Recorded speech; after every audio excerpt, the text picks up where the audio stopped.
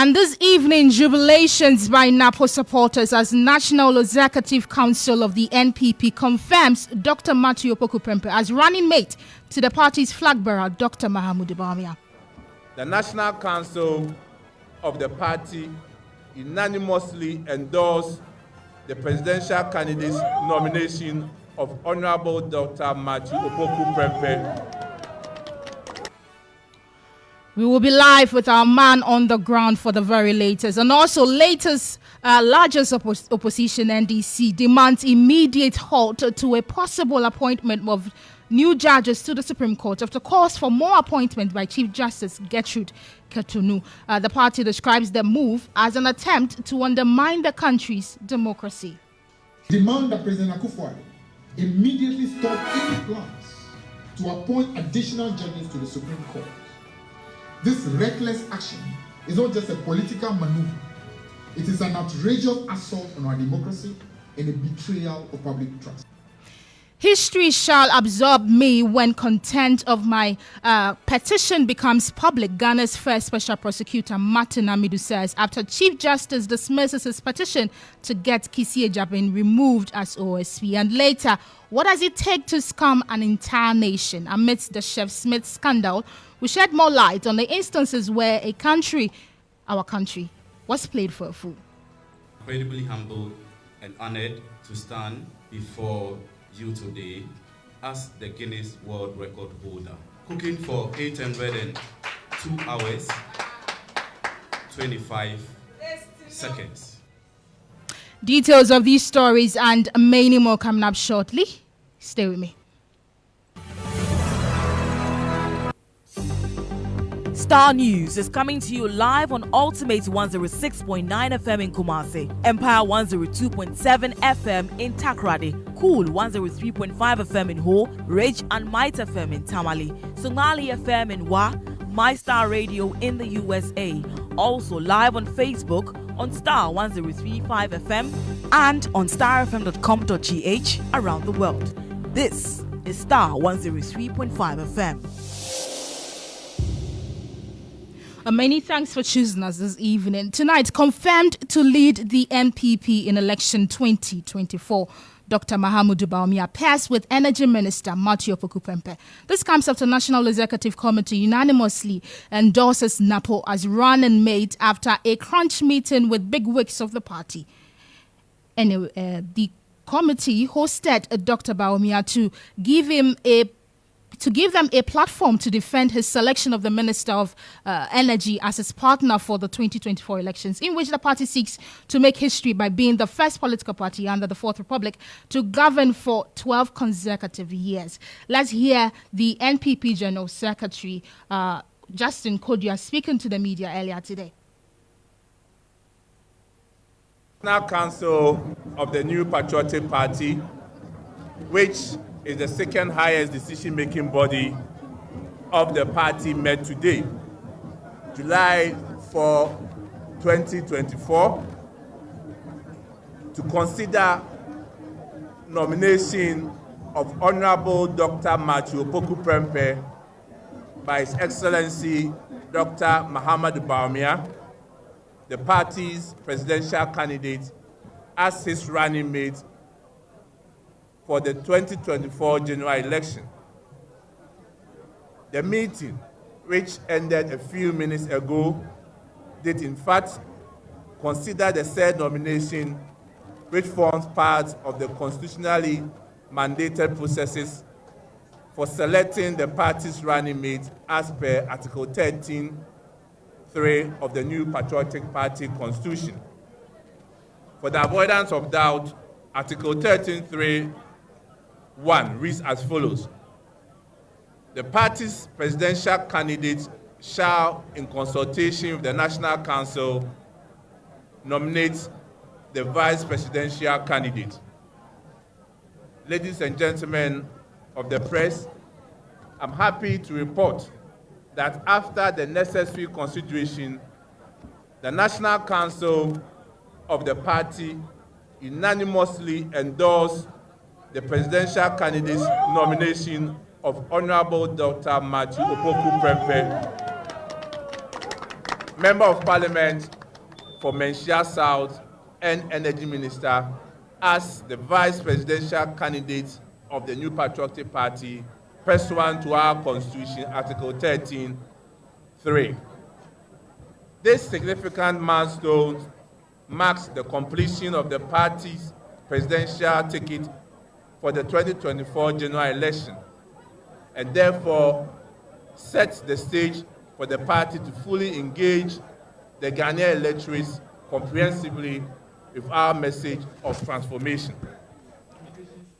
So you had the NPP General Secretary, Justin Kodua Frimpong, speaking, but who exactly is Dr. Matthew Opoku-Prempeh? And he's been shedding more light on his personality. Take a listen to him.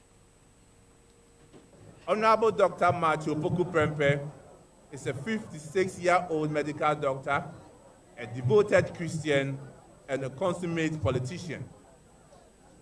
A product of Prempeh College and the Kwame Nkrumah University of Science and Technology, both in Kumasi, as well as the Erasmus University in the Netherlands. Dr. Matthew Opoku-Prempeh, as I indicated, is a medical doctor by training. It was at KN University that he made his first appearance as a leader after he won the position as the local National Union of Ghanaian Students NUG's president, a position he held from 1991 to 1992. After working with the National Health Service in the United Kingdom for some time, he returned to Ghana in 2005 to pursue a career in business and, more importantly, in politics. He successfully became the Member of Parliament for Menchia in 2009. Ahead of the 2012 elections, the constituency, as you all know, was divided into two, Menchia North and Menchia South. He again won to become the Member of Parliament in Menchia South in 2012 elections, and he retained that seat in 2016. Owing to his passion for education, His Excellency, our President, Nana Dankwa Akufo-Addo, appointed him as Minister of Education during his first term. As Education Minister, Dr. Matthew Opoku-Prempeh, Napo, as we popularly call him, spearheaded the implementation of the famous free senior high school policy. Under Dr. Prempeh, the successful implementation of the government's flagship free senior high school policy saw the country's SHS population lift from 800,000 in 2016 to 1.2 million by January 2021. So you had the NPP General Secretary, Justin Kodua. They are giving a profile or detailed except of what the personality of Dr. Matthew Opoku-Prempeh entails. But let's go over the phone line and speak to our man who has pitched camp there, our presidential affairs correspondent, Musa Lansa. Musa, thank you for joining us on Starr today. Before I even get you going, how was the mood like when the committee approved NAPO? Well, even before the meeting started, an hour before the meeting, scores of party supporters gathered here at the Alisa Hotel just to show how excited they are that finally they are getting a running mate. People singing and dancing to all kinds of songs coming from the brass band that was hired to be here. And any party bigwig that was coming in for the meeting was met with songs with Dr. Matthew Opoku-Prempeh's name fused in it. So it was even a joyous mood before the National Council went in for the meeting to affirm the nomination of Dr. Matthew Opoku-Prempeh as his running mate, as the running mate to Dr. Mahamudu Bawumia for the 2024 presidential election. So even before there was celebration, then after it was crazy. And as we speak, some party supporters are still around, meeting in groups. As you can see from their faces how excited they are that they now have a running mate, and that is the person most of them here have been hoping to get as the running mate for the party. Do we have a reaction from the president on the choice of Nabu? Well, even before he left, he had a brief interview with the media, and he indicated that the pair of Dr. Mahmoud Bawumia and then Dr. Matthew Opoku Prempeh is a perfect pair. And I'm sure we can listen to the president. Sure. The National Council has just endorsed the nomination of Matthew Opoku Prempeh to be the running mate of Dr. Mahmoud Bawumia. The MPP has an excellent ticket, and we're going to win with this ticket in 2024, 7th of December. That's the news. That's the news. My name is Awisi Dede. I would like to know, in 2008, you brought the vice president at the same way he's bringing Matthew Prempeh. How's the feeling? Feeling is good. Feeling is good. Well, they make a very good pair, and they're going to win. And do you see the chance that they are going to be massive how you did in 2016? How you win Domama by 1 million votes in 2016? Do you see the same thing in 2024? We'll see, but we're going to win. That's the important thing. We're going to win. So you have the president. Musa, I'm sure. Aside Justin, who just spoke to the media, you've been engaged in some of the big ways. And what have they been saying concerning the choice of Napo? Well, I spoke to the Deputy Minister for Works and Housing, Dr. Hamid Ama, and he was telling me that Napo is a very good one for the party, and also the claims that he's arrogant is something that shows that the NDC, that's the main opposition party, is afraid of Dr. Matthew Opoku Prempeh, and so they just describe him as arrogant. But what they don't know is that there's confidence and there's arrogance, and the MPC is confusing confidence with arrogance. That's what he told me in an interview I had with him before he went into the meeting to take that decision that has now become the confirmation. Right. I think we can just listen to him now. The NDC is afraid of the personality of Dr. Matthew Opoku Prempeh, complimented His Excellency the Vice President to make our ticket complete. They are just afraid. They know that the Minister for Energy comes in with a strength of character, somebody who has a deep understanding of our political landscape, somebody who has demonstrable commitment towards public service. And in all his endeavor within the public service space, Dr. Matthew Opoku Prempeh has excelled. I worked under him at the Ministry of Education. And I can tell you that if you want somebody who is result-oriented, then when you find Dr. Matthew Opoku Prempeh, you find one. So all those shades they are throwing around, it's normal, it's understandable that you have people, making such comments. The tag is a deliberate tag. I know Dr. Matthew Opoku Prempeh. As I said, I worked with him, and I still have a very good relationship with him. You see, people confuse confidence, and it has to do with our culture.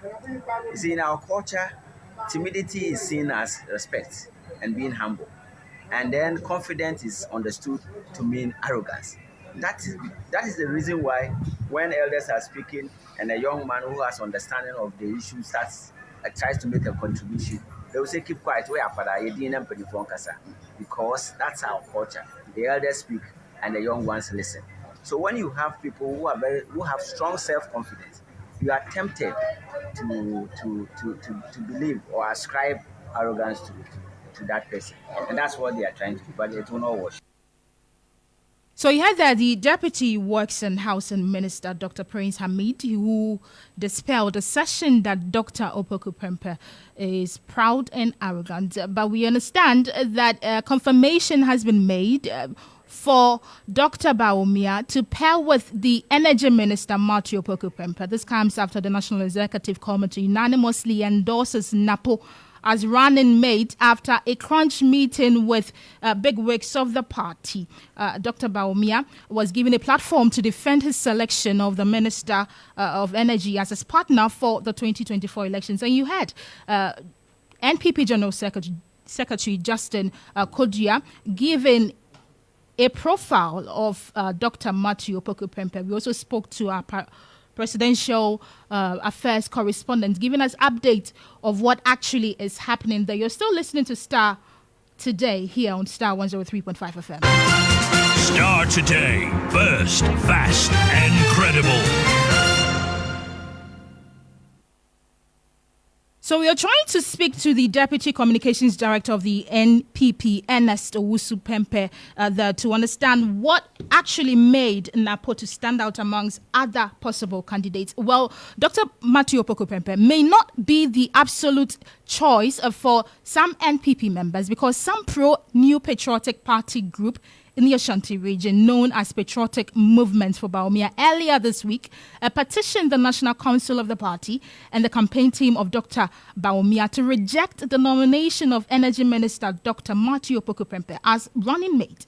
According to the group, Energy Minister doesn't have the credibility to facilitate the party's victory in the upcoming general elections. Ashanti Regional Chairman Ashanti Regional Campaign Secretariat of the NPP and also the spokesperson of the group, Ebenezer Nyamicha, described the Menchia South MP as arrogant and one who doesn't have the trust of the academia and other floating voters. Ebenezer Nyamicha joins me on phone for more because we want to understand that the approval of NAPO actually downplays their earlier petition. I want to understand how he feels about it. Hello, Ebenezer, and thank you for joining us on Starr Today.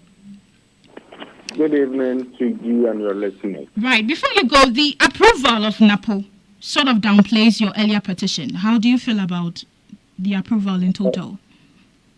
Fine. I think it's the good interest of the party. That is the reason why the National Council Executive has accepted Honorable Dr. Matthew Opoku Prempeh as our running mate for now. Yeah, we initially petitioned the party that if they can reconsider the nomination and then look for someone that we can easily serve. But I think that with the best interest of the party, we welcome it in a good faith. But earlier, let's go back to the petition earlier. The flag bearer made a choice, and you're saying the choice is wrong. Why did you even say that in the first place? Why do you think NAPO wasn't the right person to pair with Dr. Bawumia initially? We thought, as earlier on, we believed that we could have got a better replacement instead of our energy minister due to one or two reasons we stated in our earlier petition. Can you run us through that again? The basic reasons why you... we believe that we've got access to it and we have fled it to your good listeners. So there's no need for us to repeat it once again. As I said for the best interest of our party, we have decided to accept it in a good faith and then we move on. So okay. I think there's no need for us to go forth and back of this, and all that we say is that we wish him and our flag bearer the best of luck, and we believe that surely the victory will surely come, and then the breaking the eight will be possible. We all give our part to him. All right, thank you so much. That was the Ebenezer Nyamicha, who is the spokesperson for the group who petitioned the National Executive Council earlier against the choice of NAPO as running mate for Bawumia. National Council of the new Starr Today, first, fast, and credible. Away from that, the largest opposition party, the NDC, has described the proposal by Chief Justice Gertrude Tokonu for the appointment of 5 new Supreme Court judges as an attempt to undermine the country's democracy. The party claims that the move seeks to compromise the principle of checks and balances, which is crucial for a functioning democracy. This comes after the Chief Justice in recent letter to the President to propose the appointment of 5 more judges to the Supreme Court to make the number 20. She explained that the move is to augment the numbers considering the huge workload that the current number of the Supreme Court will have to deal with. This call has received several backlash, with the likes of former director of the Ghana School of Law and private legal practitioner Ansa Asare describing this as convincing and unjustifiable the request by the Chief Justice for additional justice at the Supreme Court. Let's hear the former GSL director labeling the move as an attempt by the president to pack the court with NPP judges should the December elections not go in their favor. Starr News is coming to you live on Ultimate 106.9 FM in Kumasi, Empire 102.7 FM in Takrady, Cool 103.5 FM in Ho, Rage and Might FM in Tamale, Somali FM in Wa, My Star Radio in the USA. Also live on Facebook on Starr 103. The Chief Justice by herself has no power to increase the number. So I would like to believe that the request emanated from the Judicial Council, of which the Chief Justice is chair. But having said that, I don't think the reasons assigned by the Lord Chief Justice are convincing. I would like to believe that the number keeps increasing. This year is an election year, and the objective conditions of the ground suggest that it could go either way. I should like to believe that any increase in the number of justices of the Supreme Court is an attempt to pack the court should the election go against the NPP, and therefore, should there be a challenge, then the number to be drawn from. And I believe, and stand to correction, that the panel will be drawn from the favorites. Mind you, those who are likely to be elevated must be favorites of one or the other person in power. I know that the GDA has issued a statement that in the court there's no NDC or NPP, but common sense will tell us that each time an incumbent government makes an appointment, the appointees suck up government. So we shouldn't run away from this, objective fact. It is an attempt to pack the court in December or January or March when the electoral petitions are being judicially considered by the Apex Court. So you had there the former director of the Ghana School of Law, Ansa Asari. The meanwhile, private legal practitioner Justice Abdullahi discloses that he's in full support of the proposal but questions the timing. My position remains the same, that having an increased number of at most 27 at the Supreme Court is the best way of dealing with our problem.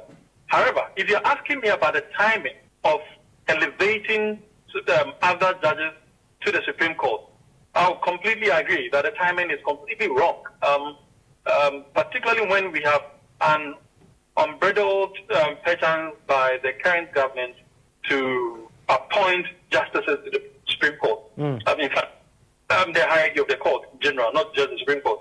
It's kind of an unchecked authority or power of the current system of getting a lot of people there.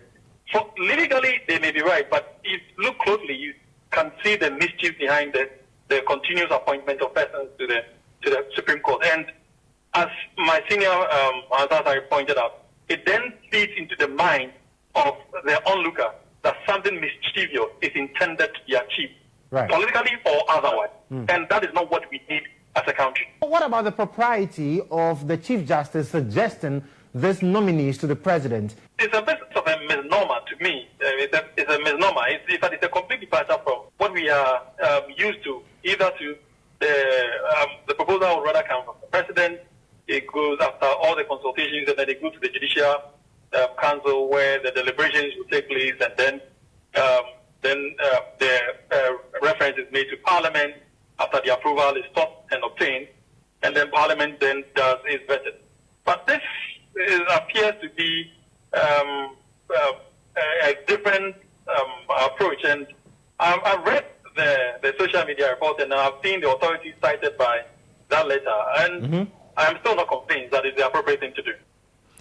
You heard Justice Abdullahi, and he's a private legal practitioner, speaking to my colleague earlier on GH1 TV. Well, the NDC is also unhappy about the call because they are demanding a halt to the appointment of new judges to the Supreme Court. General Secretary of the party, Fifi Kwete, spoke to the media about the objection to the proposed appointment.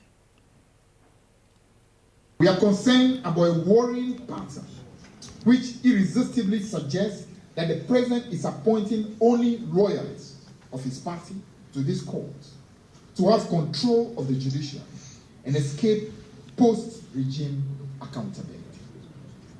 It is also very clear that the president is packing the courts ahead of the impending presidential and parliamentary elections with judges who are sympathetic to his party. Such deliberate politicization and bastardization of independent institutions of states, including the judiciary, will negatively impact the peace and stability of our country. It is trite knowledge that without a fair and impartial judiciary, democracy and constitutionalism will suffer. That is why this must be an issue of huge national concern, as it adds to the many other issues that already pose big threats to the peace and stability of our democracy. We demand that President Akufo-Addo immediately stop any plans to appoint additional judges to the Supreme Court.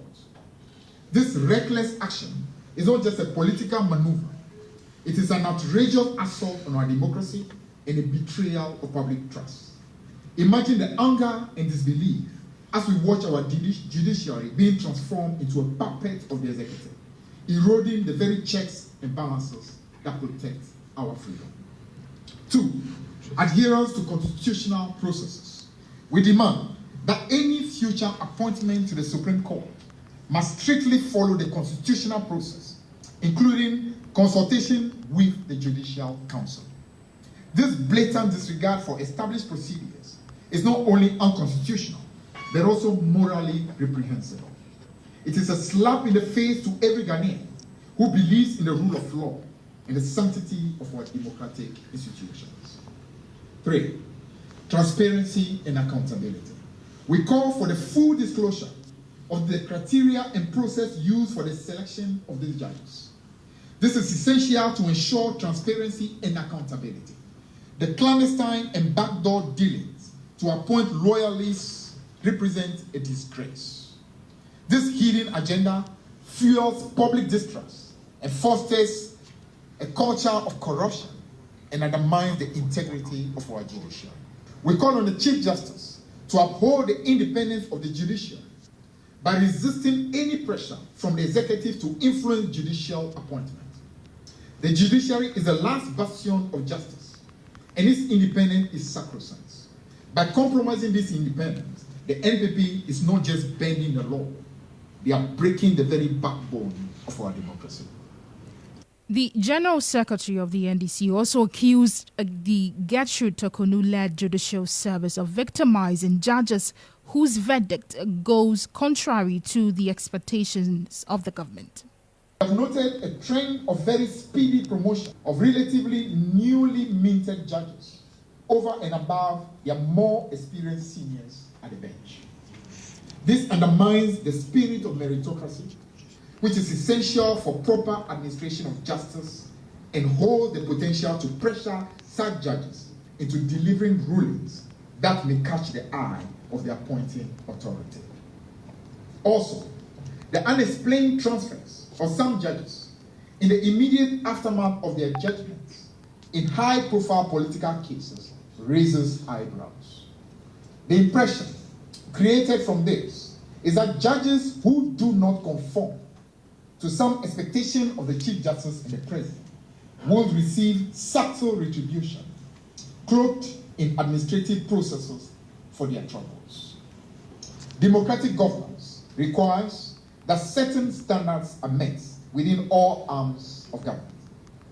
At no point must independent institutions of states be joined at the hip with the executive to further its interests.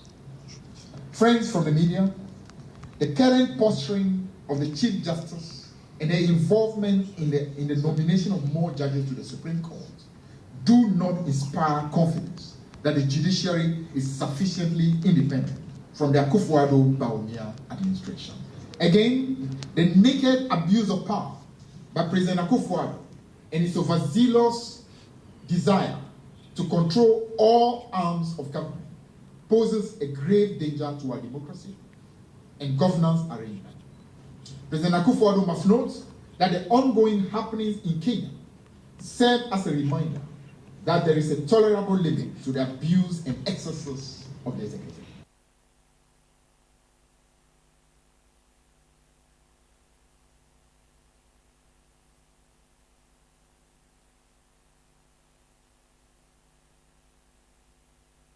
Our concern basically is that we have not been consulted in the draft. Starr News is coming to you live on Ultimate 106.9 FM in Kumasi, Empire 102.7 FM in Takrady, Cool 103.5 FM in Ho, Rage and Might FM in Tamale, Somali FM in Wa, My Star Radio in the USA. Also live on Facebook on Starr 103.5 FM and on starfm.com.gh around the world. This is Starr 103.5 FM. Let's do some education-related stories now. The National Association of Graduate Teachers, NAGRAT, is demanding an immediate review of the free senior high school policy to get input from stakeholders before the controversial free SHS bill will be laid in Parliament. NAGRAT and other teacher unions have opposed the proposed free SHS bill, which is currently before Cabinet for consideration. According to NAGRAT, none of the teacher unions have been engaged on the proposal. The association also describes as unfortunate the indication from the Minister of Education to decouple junior high school from primary school and also cancel the basic education certificate examination as a precondition for gaining admission to the senior high school. General Secretary of the National Association of Graduate Teachers, Michael, has been speaking to my colleague Joshua Kojemensa a while ago. Take a listen to him. Our concern basically is that we have not been consulted in the drafting of this bill. As key stakeholders of education, we expected that there should have been a discussion with us so that for us to know what the issues really are that we need to legislate. And so it took us by surprise when we heard that the bill was on its way to Parliament and later on said it was before the Cabinet. And so our issue basically is that we have not been consulted and we ought to be consulted because we are major stakeholders in this matter. And as it stands now, have you seen the bill and you have concerns with how it was drafted, or it is solely because you were not consulted? We haven't seen the bill. We don't know the content of the bill. So we contest the fact that if indeed there's a bill that is in existence, we do not associate ourselves to the content of that bill. The second aspect of it is that we do not even understand why there should even be a bill in the first place. So they should have consulted us to make us understand what we are going to legislate. You will agree with me if you have taken a look at the Pre-Tertiary Education Bill Act 2020. It has been provided for by law. Free senior school has been provided for. So what are we legislating? As far as we are concerned, we haven't even seen the LI for that act. So for us, we thought that we could have had a discussion, and then if we see where the problems are, what the issues are that we ought to legislate, then we can move from there. They can take our inputs, and then we can move everybody along. There are several stakeholders. We are just not the only ones. A lot of the schools are under missions. They have not been consulted either. We have agreed as a nation that the schools are also under the care of the communities. The chiefs and elders of the various communities that where these schools are cited have not been consulted. So we think that government is hasting indecently. And they ought to slow down and allow us to. Because education is so important that we do not always have to be in a hurry using knee-jerk approach in taking decisions that affect education. And that is our concern. And does it come as a surprise to you that all of this were not done and then we only heard that the bill will be sent to Parliament? Very much surprised, we must say. We are very much surprised about that.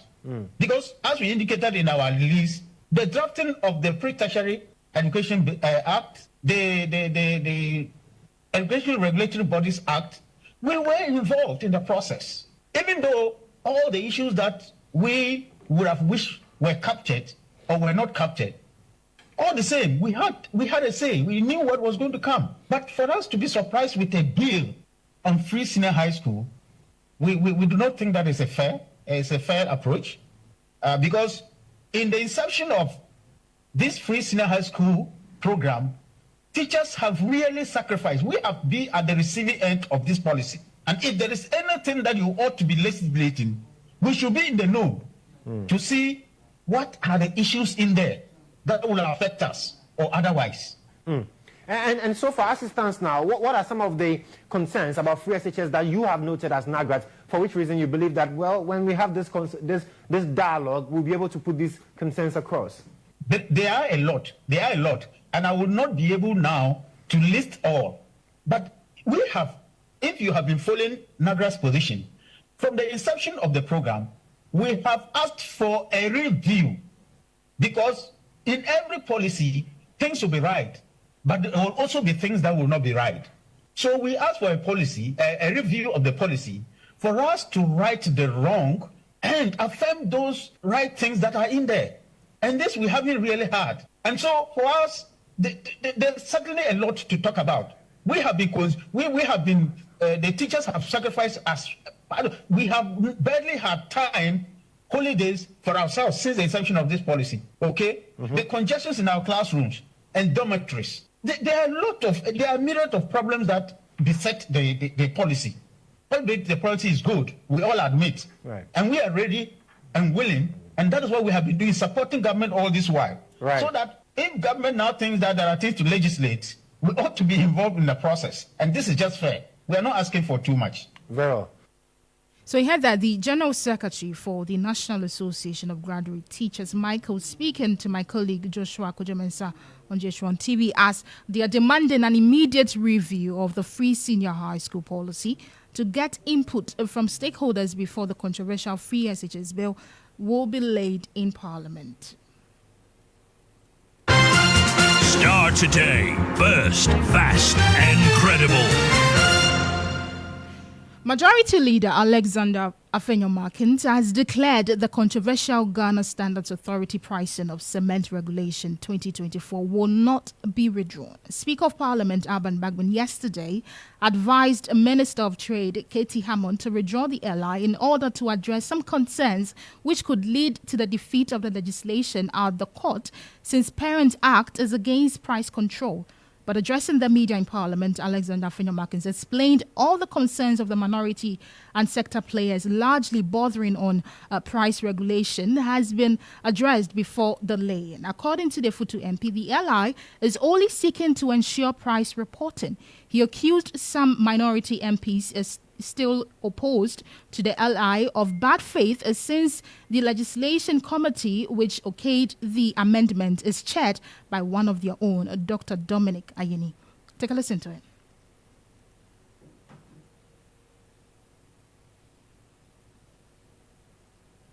The content of it, which I will share with the media, is to the effect that if the trade minister will take into consideration all the amendments, then they are not opposed to it. Now, true to his word, Honorable Katie Hammond incorporated every single amendment proposed by the Subsidiary Legislation Committee into the new LI before same was laid. In other words, the LI which was previously brought to Parliament was changed. So every amendment that was proposed by the minority was factored into the new LI. So the question is, why come the next day some members of the same minority coming to attack government? They are the same people who are complaining about the cost of living and the prices of foodstuffs and products in the country.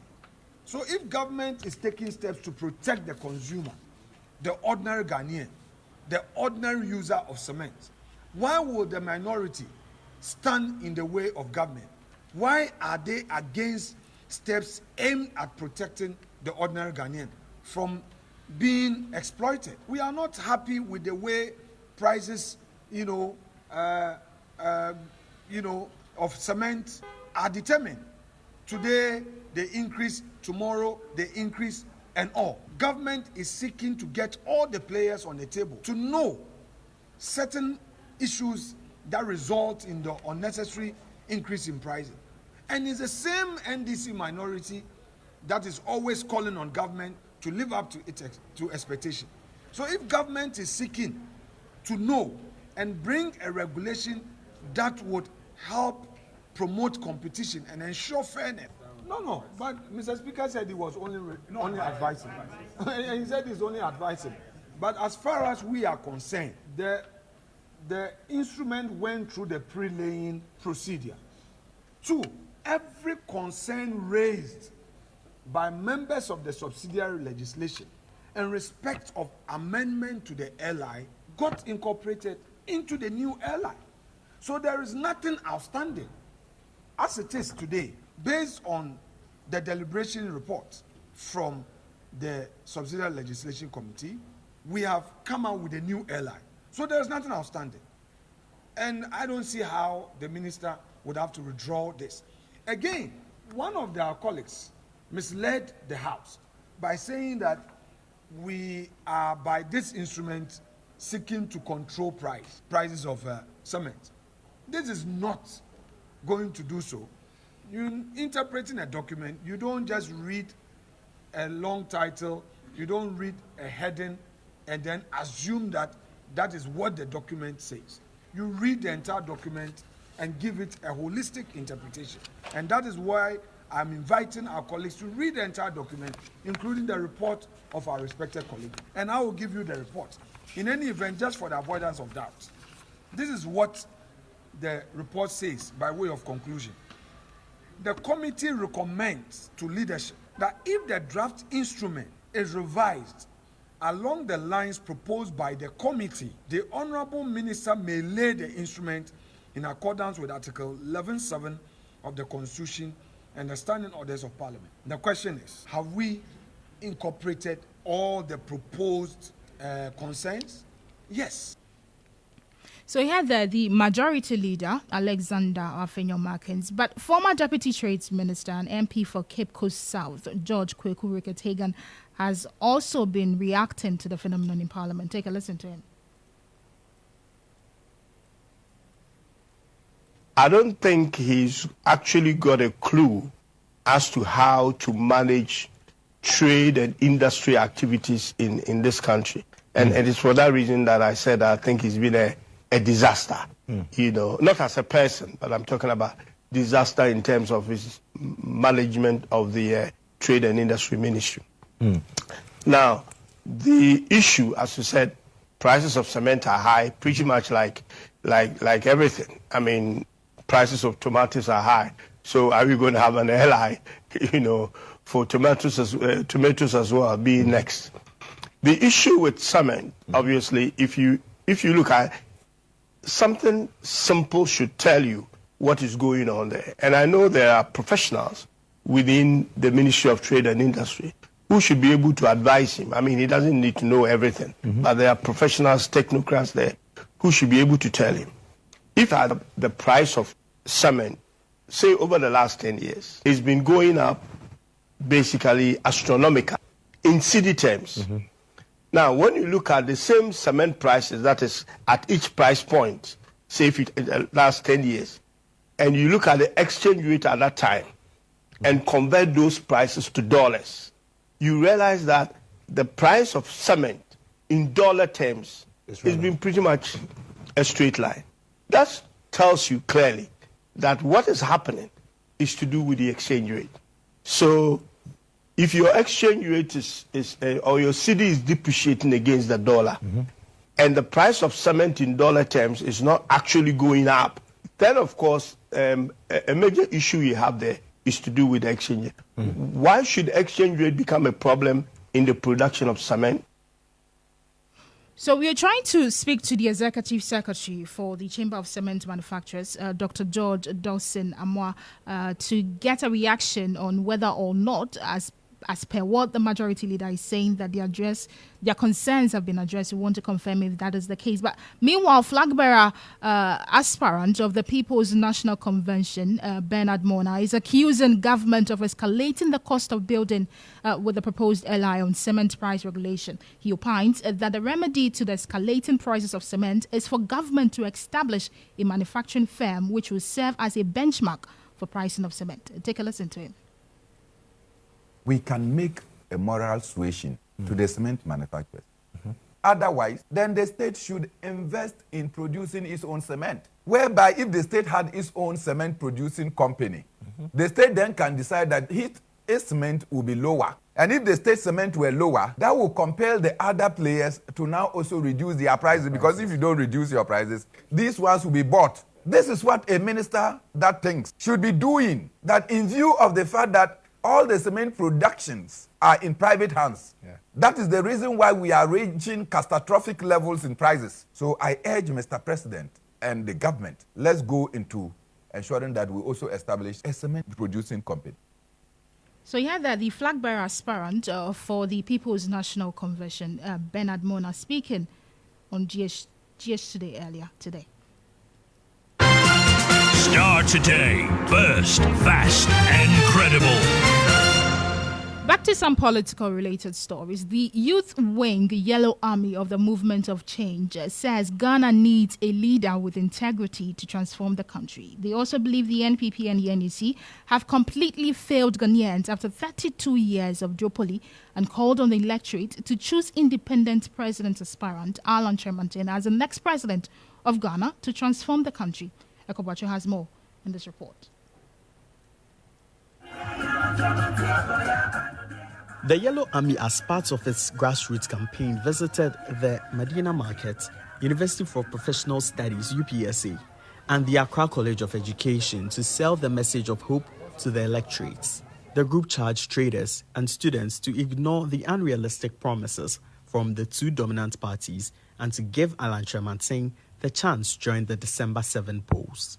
For the first time in the history of our country, a presidential candidate has brought out a comprehensive policy, not just on promises, but how he will transform our very nation. So we are here because we know that as young people, we want jobs. As young people, we want opportunities. As young people, we want transparency, accountability, and the transformation of our country. And so we are looking for a leader of integrity, a leader with a track record, a leader whose ideals are solely focused in transforming our nation. And the only person we find in this presidential election is Alan Tremontaine. National coordinator for pro-Alan groups, Oheneba Akosua Safoa, on her part, charged the electorates to take a cue from recent events in South Africa, Senegal, and Benin, and gave Alan Tremontaine the nod to implement the Great Transformational Plan and a government of national unity. Youth in South Africa, no almost on my bread the duopoly. Into Penkabo Mabai, into South Africa, Mabuno, Ebomu, and your campaign at Wabapa, MNS, South Africa, and your government of national unity. And now, for Senegal, but only independent president. And now, for Benina, Patrice Talon, also for independent, no can incumbent government or Teneho. Or tell you what to say about Patrick Mateno, or your first round on your around 22-23%. Now, one run off from Pato Chamu 60%. Nini na your member in the campaign here. And to make Casacha Mini and no monkey to one. Some money now, sorry. Eka Yaguadia and Gasabin Camera new for the Camena Cacredi. Nemo one more your chine. The grassroots campaign forms part of strategies to garner support for Alan Tremontaine to become the first independent president of Ghana. So he had there a report on the Yellow Army of the Movement for Change urging Ghanaians to choose Alan Tremontaine over mouth-watering promises. We can make a moral suasion. Starr Today, burst, fast, and credible. Well, Ghana's first special prosecutor, Martin Amidu, says he believes history will absorb him when the content of his petition becomes public after the Chief Justice dismissed his petition to have Kisi Ejabin removed as the country's special prosecutor. Chief Justice Gertrude Tokonu in May wrote to the special prosecutor Kisi Ejabin asking him to respond to a petition demanding his removal. This was after Martin Amidu alleged Kisi Ejabin engaged in some violations of citizens' rights through arrest and detentions, violation of the right to information, and improper appointment of personnel to the office. Mr. Amidu also alleged that by arresting individuals such as Cecilia Dapai and Professor Frimpong Boanten, the special prosecutor abused his right. But in the latest letter, Mr. Amidu has revealed the petition was dismissed, a decision he disagrees with. My colleague Adam joins me in the studio with more. Adam, what exactly has he been saying in the letter? So Dede, traditionally, as Kisi Ejabin would do, he would write a very long write-up speaking to so many other things. So Kizzy Ejabeng, and in fact, Martin Amidu would rather write very, very long letters to you. Now, basically, what is happening here is that Martin Amidu, by virtue of his epistle, is the one informing the nation that the petition was dismissed. Now, if you remember, the petition, or the petition came out somewhere in May, when the Chief Justice then wrote to Kizzy Ejabeng to give a response. That was when information was picked up that indeed Mr. Amidu was the one that wrote a letter earlier. So he goes in and says that, and I'll just read excerpts and jump in there. He says, I have today, and this was yesterday, received a one-page letter from the presidency dated 2nd July 2024, notifying me that the Honorable Chief Justice, Mrs. Justice Gertrude Saki Tokonu, has submitted her review of the existence or absence of a prima facie case with respect to your petition. I was then informed that in accordance with Section 15.3 of the Office of the Special Prosecutor Act 2017, the Chief Justice determined that the factual and legal foundation of the petition falls short of the standard required to establish a prima facie case for the removal of the Special Prosecutor. I had, on 30th April 2024, submitted a petition to the President for the removal of Kizzy Ejabeng, the Special Prosecutor, from office pursuant to the reliefs I sought in the petition. Now he goes on to say, I was not given a copy of the review of the existence of the prima facie case. Now, after writing all this, I just want to jump to the conclusion because he writes very, very long epistles. And this is what he says in his conclusion today.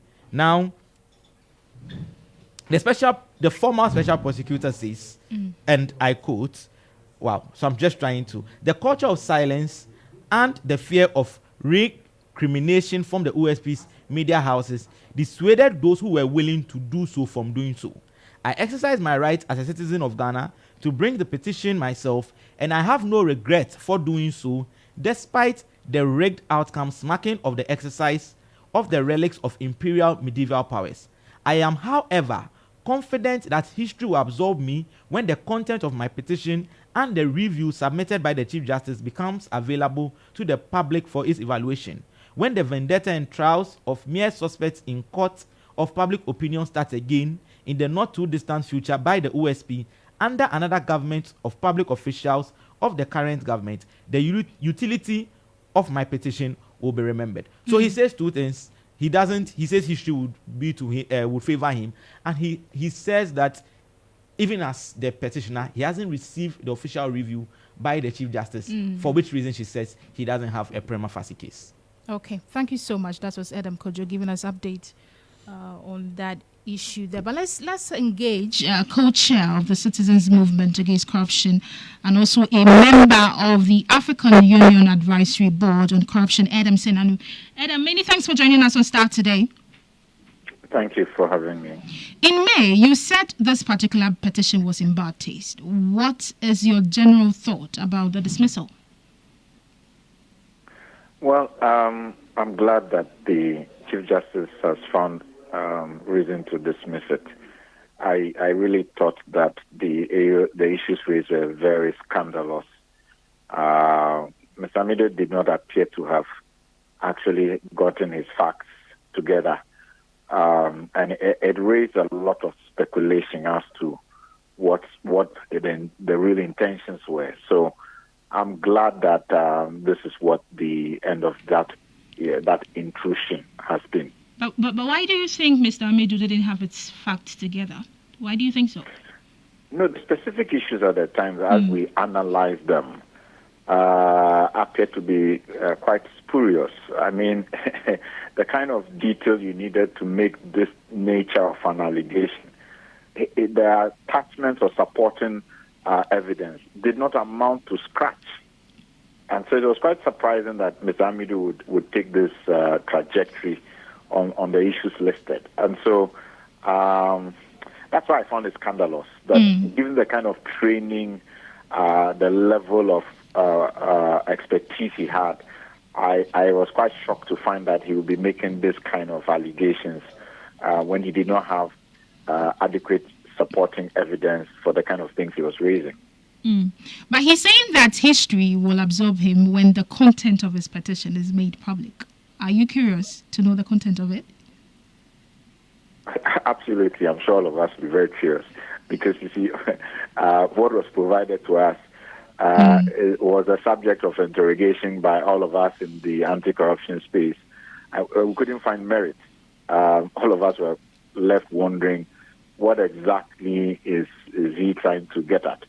So I'll be quite surprised if he has additional information that was brought to bear and the Chief Justice still dismissed it. I think that really what was put out is what he has, and it didn't amount to much. As an anti-graft campaigner, what would this mean to the fight against corruption, the back and forth? I mean, what does this mean for the fight against corruption? It's extremely disappointing finding that Mr. Amidu has gotten himself into this space because, you know, as citizen vigilante, there are cases he took up, issues he took up that we all subscribe to. We aligned with the intentions. But for some reason, once he was appointed, he failed to deliver on the mandate. We were worried that some of the things were just excuses. He left us high and dry. And it's been extremely difficult understanding Mr. Amidu, who is attacking his successor. Typically, best practice in public service is that when you leave quietly. You don't begin to take your successor on when they are trying to do the best they can with the office. So I think that Mr. Amidu has kind of discredited someone who many of us discredited himself. And that's unfortunate because he's somebody we looked up to for many years. All right. Thank you so much, Adam Sinanu. That was the co-chair of the Citizens Movement Against Corruption and also a member of the African Union Advisory Board speaking to me there. Starr Today. First, fast, and credible. Let's go to Parliament because the Minister of State designate for the Energy Ministry reveals that the Nana Addo administration has increased electricity coverage by 5% since assuming the reins of government as he answers questions from the MPs on behalf of Substantive Minister Dr. Matthew Opoku-Prempeh. Answering questions from the MP on behalf of his boss, Mr. Krapa, rejected a sessions government-abandoned electrification project started by Mahama administration. Take a listen to him. Communities benefiting in the Ashanti, Eastern, Western, and Volta region, of which 157 of them are completed and 425 of them are ongoing. We also have the $92 million ICBC GOG funding projects in the northern region, of which 349 communities have benefited, and all 349 are completed. We have the $350 million Exim Bank GOG facility benefiting the Western, Central, and Bono regions, with 1,480 communities benefiting from this project, and all 1,480 projects have been completed. We have a $50 million EcoBank facility benefiting the northern, northeast, and Savannah regions, with 208 communities, and all 208 projects have been completed. In total, Mr. Speaker, the number of communities impacted by these projects is 2,619, of which 2,194 have been completed and 425 of them are ongoing projects. Right, Honorable Speaker, as of December 2016, the electrification access was 83.24% across the country. And the ministry, through these projects, has, between January 2017 to the end of the second quarter of 2024, electrified a total number of 202,589 communities, of which 395 communities were electrified through GOG funds under the SHEP program. Currently, right, Honorable Speaker, the electrification of these communities has contributed to increase electricity access to 88 0.85% across the country. Benefited from the Rural Electrification, National Electrification Scheme in 2018, 278, in 2019, 445, 2020, 388, 2021, 279, 2022, 354, 2023, 207, and 2024, 51. And of course, 2024 projects are still ongoing. Right, Honorable Speaker, we still have upcoming electrification projects across the country, and all 16 regions have been earmarked to benefit from these projects. In conclusion, Mr. Speaker, to achieve universal access to electricity, the government is committed to intensifying the electrification program through the use of technologies such as mini-grids and off-grid standalone systems to ensure that all regions of the country attain 90% of or above electrification rate. Thank you. Madam Speaker, as at 2016, the percentage access was 83.24%. It currently stands at 88.85%. So he had that the Minister of State designate for the Energy Ministry, still in Parliament, the chairman of the Special Committee on the IGP leaked tape, Samuel Atechia, has clashed with some members of the committee's report. The report presented by Vice Chairman of the committee, James Agalga, disclosed the chairman distanced himself. According to the Busa South MP, however, disclosed 5 other members unanimously endorsed the content of the report, which indicted the senior police officers who met former NPP Northern Regional Chairman Bugri Nabu to hatch a plot to remove Dampare as IGP.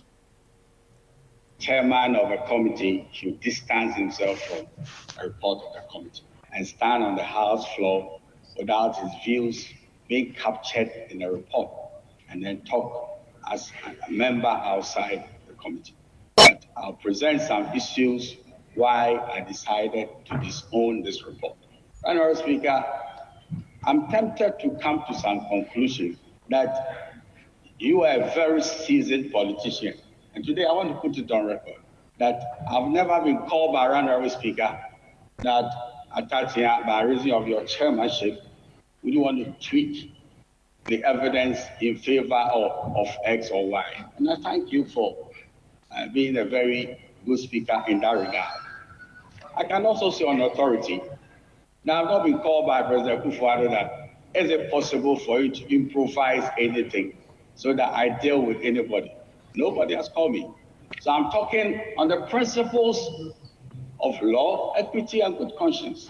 Why I can never be part of what has happened and what is masquerading as a committee's report. In the first instance, Honorable Speaker, there was a very serious matter. What was a serious matter that came before the committee? It was that some Nigerians have been executed under the mango tree at the police headquarters at the instance of the current IGP. It was said on oath. That was Superintendent Asari. And what was the source of the information? Superintendent Asari says that the source of the information is Jelly, ASP Jelly, who is the station manager of the police headquarters. And now he has informed him that before the individuals were shot, he took photographs of them. The committee said, well, is that all you want to say? He said, well, he said so. Honorable Speaker, it is a fact that before the committee and on oath, the self-same Asari said, Jelly, who's supposed to be an eyewitness to the execution, went to the lawyer of Asari and he was recorded. Jelly, alive and not dead, was recorded that he witnessed the killing of these 7 Nigerians. So he had there the chairman of the Special Committee on the IGP leaked tapes, Samuel Atachia, but another member for the committee, Superintendent retired Peter Tobu, argued the officers failed to back their claims, including extrajudicial killings, with evidence. Take a listen to him. Mr. Speaker, there is a misrepresentation here. When I spoke about unanimity, it had to do with the approval of this report by the committee. There was unanimity, as evidenced by the signatures of 5 of the members of the committee who had original votes, as provided for under the standing orders of the House 2000.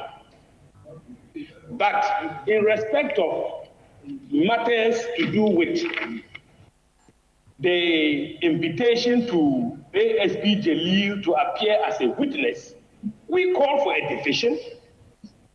I have the verbatim report of the committee here, and the outcome was 3-2. 3-2.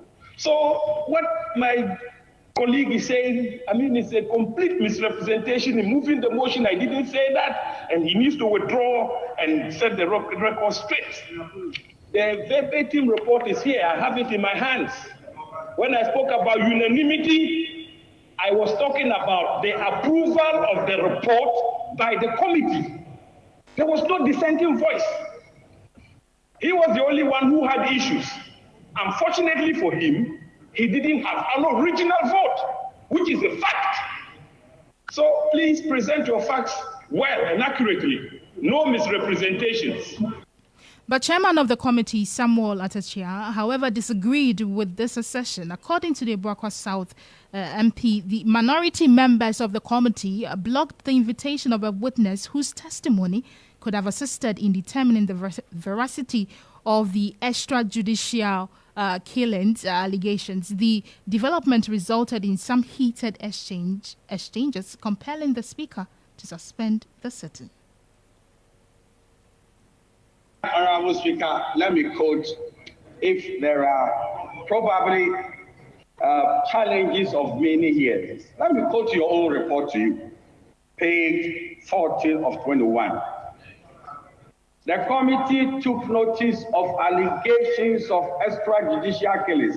The committee, made by Superintendent Starr. Consequently, the committee presented Superintendent Starr with opportunity to substantiate the allegations. However, Superintendent Starr was unable to substantiate the allegations. This is what he said. But that was not the case. That is why I'm saying that there's a poverty about this report I'm going to expose. And please, just listen. And if you want me the space to comment on, I'll comment on everything. Honorable Speaker, he is now confirmed that there was a vote. A vote on what? There was a vote that cordially, the man who has gone to a lawyer's office and said, take me. And some people have been killed under the mango tree. And you blocked it on the so-called vote. So you invited us not to go and think any longer, but they use the fact that, somebody hasn't gotten an original vote. We are not going to think any longer. We are going to vote certain things out. What is the basis of a committee of parliament saying, let's block the issue of extrajudicial killings under the mango tree? And let me pose a question. I am not saying it is going to find the honorable member. Yes. Honorable member. So he had there some heated exchanges compelling the speaker to suspend sittings. But after resumption, the speaker stood down the item, inviting the committee to a meeting to thrash out the differences. Starr Today. First, fast, and credible. Away from that, World Vision Ghana has launched a 3-year program to curb malnutrition among children in Ghana by influencing 4 government policies which affect children. The Enough campaign, which will start in October this year, seeks to reach 3.5 million most vulnerable children in undeserved communities at a cost of over $3.5 million. Evelyn Arabayedu has more in this report. The 3.5 million most vulnerable children to be reached in deprived communities, especially in the northern parts of the country, would be provided with quality education, health and nutrition, water and sanitation, child protection and participation, household food security, and humanitarian emergency interventions. The Christian-based organization World Vision will partner government agencies including the Ghana Health Service and the Ministry of Gender, Children and Social Protection to undertake the 3-year project. This is to help the organization influence 4 government policies to ensure that more children consume enough nutritional food, as well as ensuring that more teenage girls remain in school with reduced risk of early marriage, teenage pregnancy, weakening cycle of intergenerational child hunger, and malnutrition. We're going to tackle the growing hunger crisis, especially, in the most vulnerable places and countries. With escalating food prices and the impact of climate change on food production, World Vision is deeply concerned. According to the World Bank, a total of 823,000 people suffered from lack of food accessibility in 2022 due to high cost of living, whilst over 15.1 million of the population also experienced food insecurity in the first quarter same year. It is in this regard that the World Vision's Enough campaign is seeking to build a world where every child enjoys enough nourishing food so they can thrive in line with the Sustainable Development Goal 2 to end child hunger and malnutrition. Hundreds of millions of children suffer from curable diseases and are underweight, stunted, wasted, anemic, and overweight. Many children will not reach their potential, facing difficulties focusing in school, being forced to work, or getting married early. Children have the right to enough nutritious food, critical for physical growth and brain development. Article 24 of the UN Convention on the Rights of the Child emphasizes the fundamental needs for children to be well nourished. The world is not acting quickly enough to save millions of children on the brink of starvation. Globally, there are over 25 million children who are facing hunger, making it the largest crisis globally for children who are at risk of starvation, and 149 million stunted due to the lack of nutritious food. Starr Today. First, fast, and credible.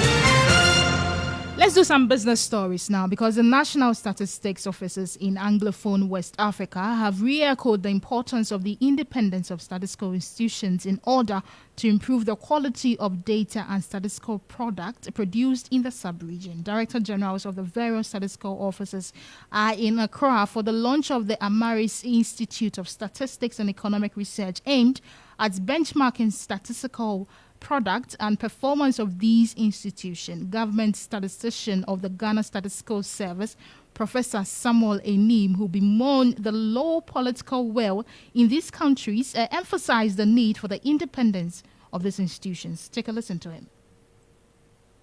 It is time all of us rethink the independence of national statistical system. We really need to get to the point where we define our independence based on our authority of the national statistical system, where the government's statistical services, as we have in the UK, which is independent, can boldly say that if you misuse statistics, we're going to put it in the right way.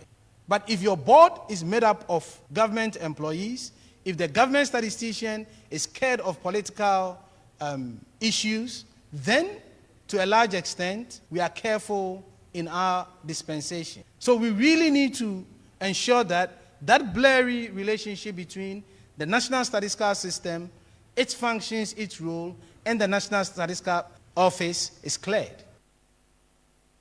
So you had that the government statistician of the Ghana Statistical Service, Professor Samuel Enim there. But on its part, Director of the Africa Center for Statistics at the UN Economic Commission of Africa, Dr. Oliver Chinganya, cautioned the heads against being politically aligned to preserve the sanity of roads. How do we become independent if we want to be in the office of the president? If we want to be in the office of the vice president? It takes away that independence we are looking for.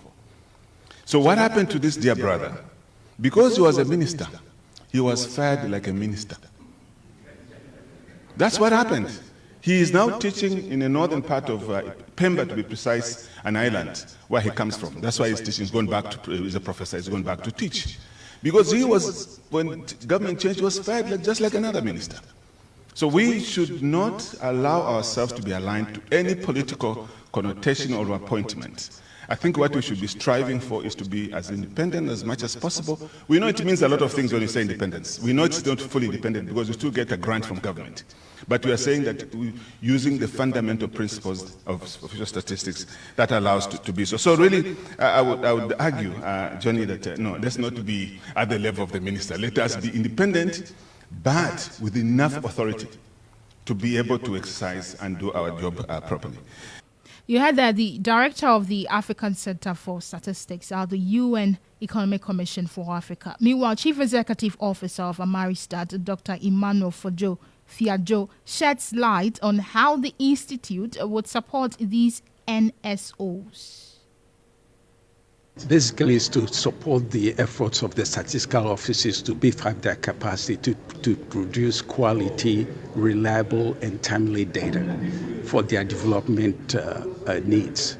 After the launch, our goal is to take a brief census of all what has been done in the various member countries, and then come up with a program note, one that identifies the specific capacity needs of member countries, and then tailor our support to the various countries' needs, so that it's not going to be one size fits all as we have in other in other countries.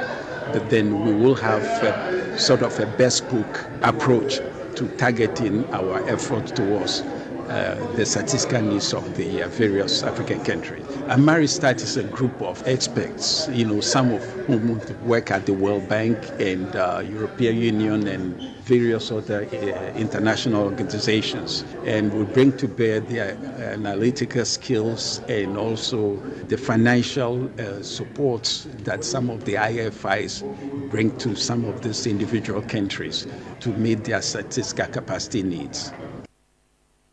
Chief Executive Officer of Amaristat, Dr. Emmanuel Fiajo. The telecommunications giant MTN has re-echoed its commitment to providing quality education and investment in education in the country, as it reveals its MTN Yellow Care program has benefited over 40,000 volunteers students across the country. Speaking at the MTN Yellow Care closing ceremony in a Presby Sectec after a commissioning of an ultra-modern ICT laboratory, MTN Ghana CEO Stephen Blawett says he hopes that the student take advantage of this gesture. Through our employees, we have demonstrated teamwork, passion, and a commitment to accomplish the following. This is what has been done for our team.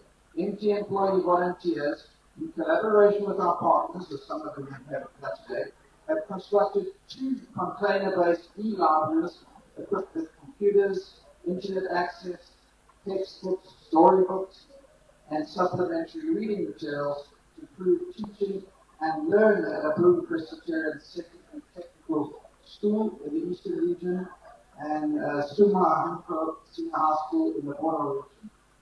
Volunteers offer digital literacy lessons to students in 25 senior high schools across the country. Some of the students are introduced to AI and robotics. Well, headmistress for Ebri Presby Sectec, Joyce Apia, who described the program as a relief, believed the initiative will promote the act of corporate social responsibility amongst students. FTX Force World in reference to the school being chosen as the main beneficiary of this year's program. Benefits of the project to the school. How badly we needed these projects. We thank God for directing MTN Ghana to our community. We really needed the 30 days of yellow care. We have provided the most valuable assistance to the delivery of quality education in Ghana. We are really grateful. We needed restrooms for the students during instructional hours. 30 days of yellow care has provided an 8-seater restroom.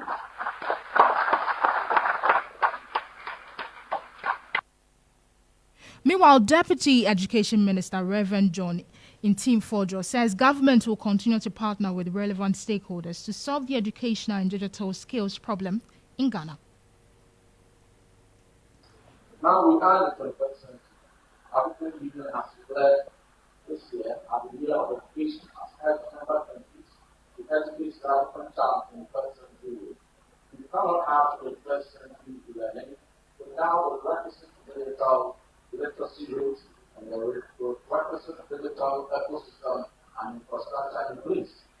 The Ministry of Education have put in the investments that ensure that many schools across the country have digital platforms and smart classrooms and have the digital infrastructure that will support digital learning. But we have not done, we have not finished it.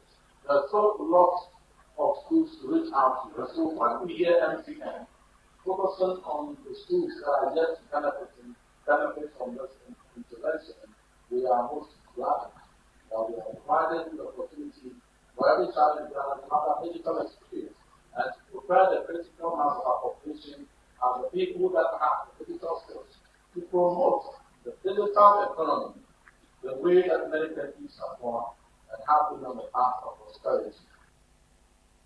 So he had that the Deputy Education Minister, Reverend John Ntim-Forjo, there. Starr Today. First, fast, and credible. It's time for sports, and Benjamin Yamwa is in the studio with the very latest. Benjamin.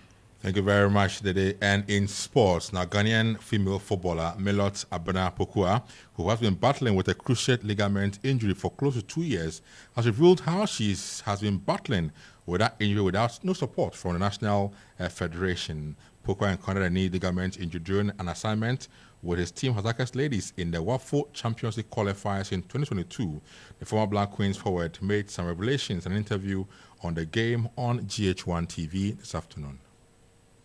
Things have not been easy because through this injury I lost mom, I lost stepdad, and things have been tough.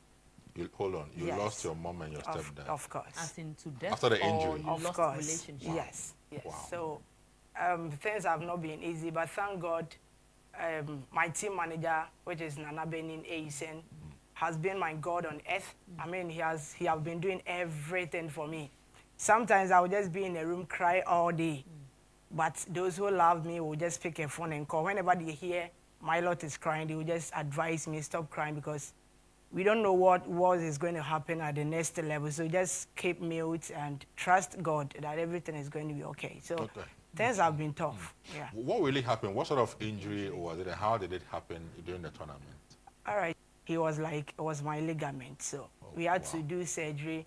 I went for first surgery and we had fourth. So I had to go for second surgery, which I did it this year for almost like 4 months now. So now I'm on a process of recovering and things have been good now. So I believe very soon things is going to be okay.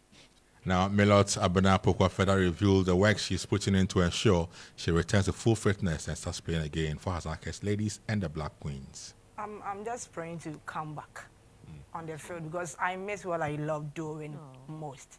And that makes me cry all the time when I'm alone. Especially when nobody is with me and I'm alone. I mean, I've been crying all day. But one thing I always tell myself is, so far as I'm still alive, there is more room for improvement. So that's the motivation I've been giving to myself. Apart from that, I don't know. It's my wish to just come back because it's my life has been football. I just love football. Everything about me is football. So it's my prayer to just come back on the field. It's the mentality Ghanaians have, as in when you are not playing for the national team and you are injured, I mean, nobody is going to help you. But I want to plead with everybody that playing for a club or something and you are injured, I mean, they should just look for some help for us, because it. Milot Abena Pokwa is a player of Hasakes Ladies and so also the Black Queens of Ghana. That should be it for our sports. Thank you. Thank you so much, Benjamin, for giving us sports news here. But before we go, what does it take to con a nation? And more importantly, why?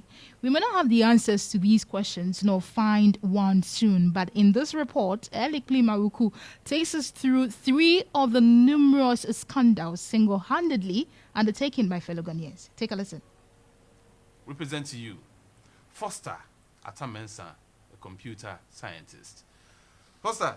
Back on great researches around the world, discover great people who are making tomorrow's world. My name is Ebenezer Smith. Okay. I'm from Ketekrachi. That's where you get your Krachi powers. What do these 3 have in common? Nationwide fraud.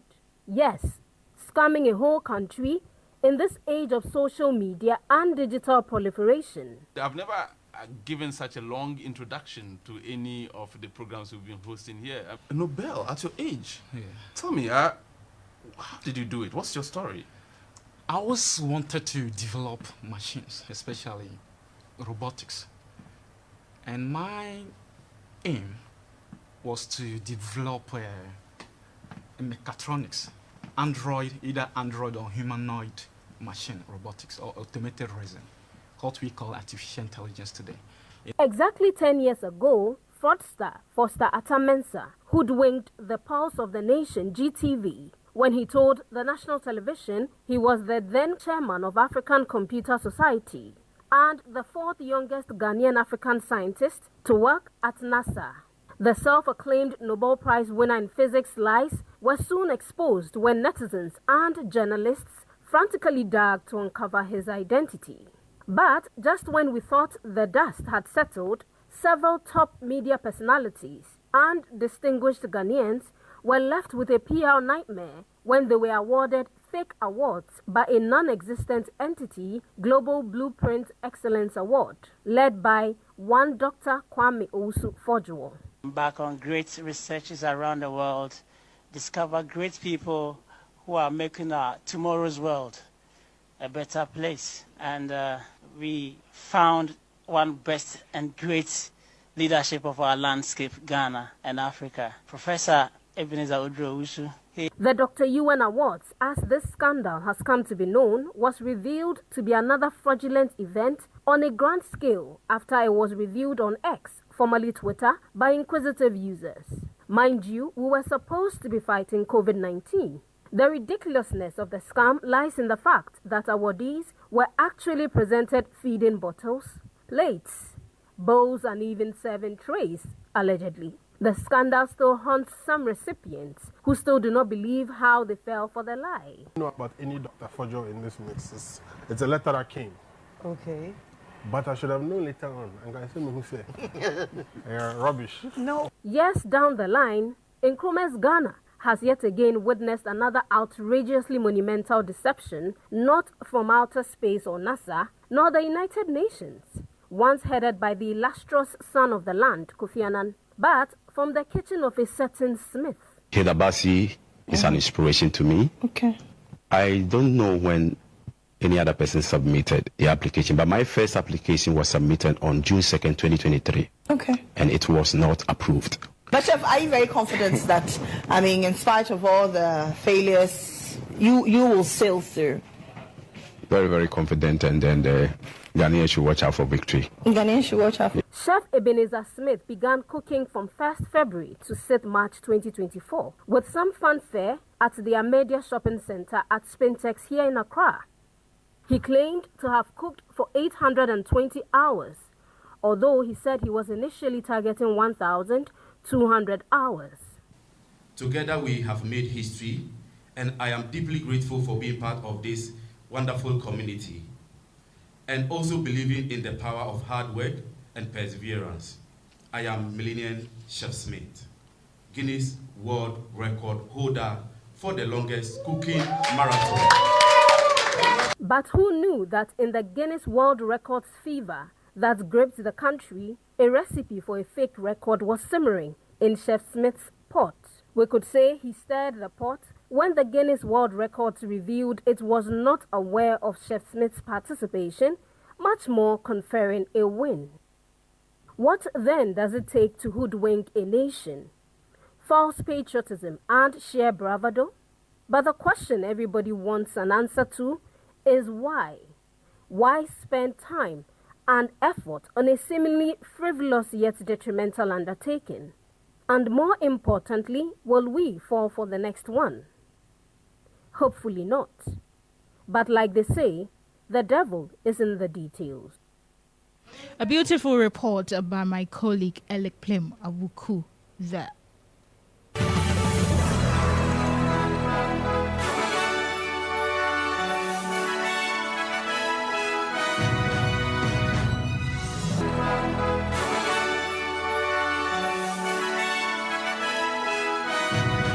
And that brings us to the end of Starr Today here on Starr 103.5 FM. For more news, log on to starfm.com.gh. Have a wonderful evening.